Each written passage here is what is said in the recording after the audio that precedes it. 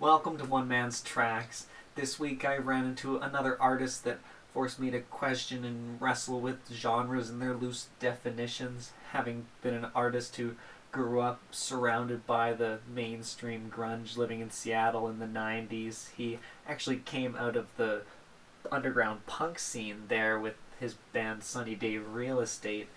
That debut that they came out with, Diary, has been considered the origin of emo. It's this indie rock, I don't know, post-punk mashup. It's hard to classify it as emo as we hear it today, but I don't know enough about the evolution of the genre to understand that this is exactly the point of origin for the emo music that we might have heard on the Jimmy Eat World earlier. But either way, this artist was taking a hiatus from the band was taking a break, and he got a deal with Sub Pop that had released his work with Sunny Day and released a solo project back in 1996. I think it kind of defies the emo definition. It kind of defies the indie rock definition. It's almost a Baroque pop project, if I have to be, I guess, specific about genres.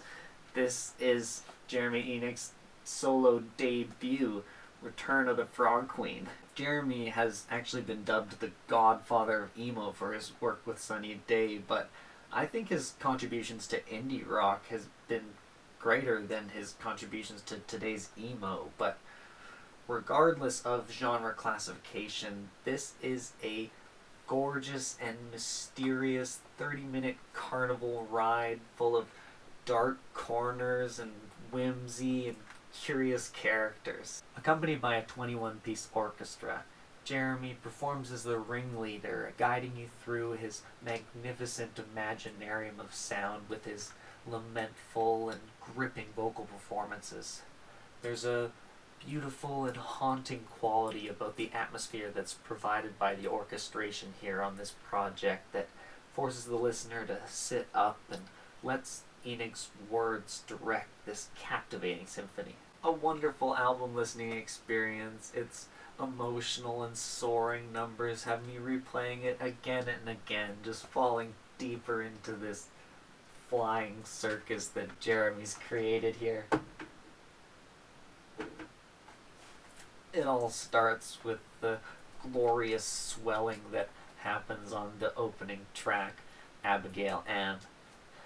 From the rhythmic strumming of his guitars with the accompanied cool violin to the epic and blissful full crescendo, this is a heartfelt but somewhat cryptic opening statement. The title track, Return of the Frog Queen, is where this ride truly kicks off. It gets you swinging to and fro, jumping playfully through various transitions in tempo and tone. Trying to pick apart Enigk's lyrics here, though, was a unforeseen challenge. It's like almost otherworldly at times, like trying to translate a dream. I sing along with them, but for the life of me, I really couldn't tell you what these mean at their core. This track, for instance, it sounds like it might be representing a one-sided relationship, but it's almost as if it's told from the perspective of a mirror, if that makes any sense at all. Lewis Hollow is then a short acoustic breath where each note, each chord is precisely played and given its space and time. This kind of feels like a love letter to a place, or like a place and a time, sort of this auditory snapshot. I think it's really vulnerable, and it's just so damn pretty. Then a return to the magic and the whimsy with an introduction to a new character on the next track, Lizard. This starts off at least pleasantly enough, but as the narrative progresses, it starts to seem as though this is a pretty anxious and self-isolating lizard who's been spending a little bit too much time locked up in his castle. Now, Carnival is another case where you've got that ethereal, ambiguous quality to it where I'm just spun around thinking, oh, this song is about capitalism. Oh, maybe it's about colonialism. Oh, no, this might actually be about prison reform. And then, oh, it's probably about religion. I am really all over the place on this song, and I'd love to know your thoughts on this one in particular. This is a really engaging musical merry-go-round of a song. Call Me Steam is elegant and intimate. It feels like waking up with a partner on a warm summer day in a field of flowers. There's some real beauty in its simplicity. Explain is possibly my favorite of all of them. The overflowing strings, the poetic punctuated lyrics. Jeremy just pulls out a piece of my soul here and has me singing along with this one every time I hear it. The piano leads the way on the most orchestral of the tracks, Shade and the Black Heart.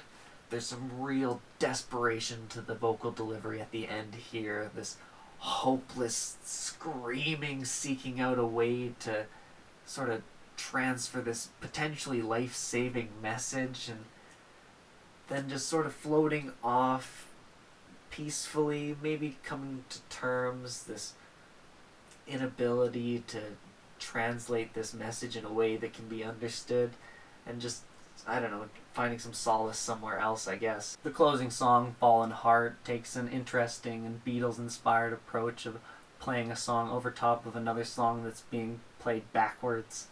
It's unique, and it's a pretty simple song that's played on top of the other one, but it's got this mystery and majesty about it that just holds me captive right up until the end.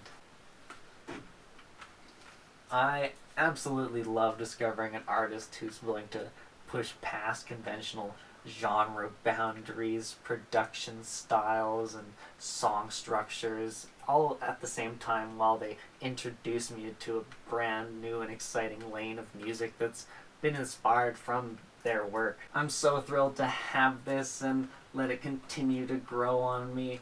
I'll definitely be giving his other solo albums and the other stuff he did with the guys from Sunny Day Real Estate more spins, but I got a feeling this one's going to keep calling me back.